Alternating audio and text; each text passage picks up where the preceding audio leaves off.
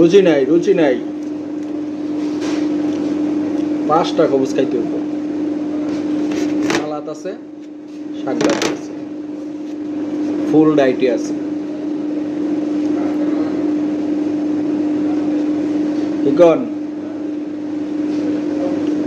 জীবনে বহুত খাইতে হইব খানা ছাড়া উপায় নাই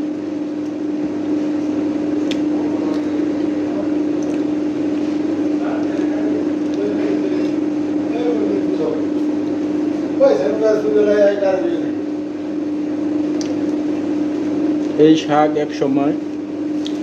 সিদ্ধ করে দিলে খেলেছি আর এখন কত যত্ন করে পাকাইয়া মুখে স্বাদ লাগে না বয়স পেছনে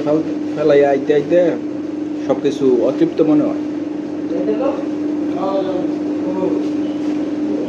তেজপাতা তেজপাতা জীবনটা তেজপাতা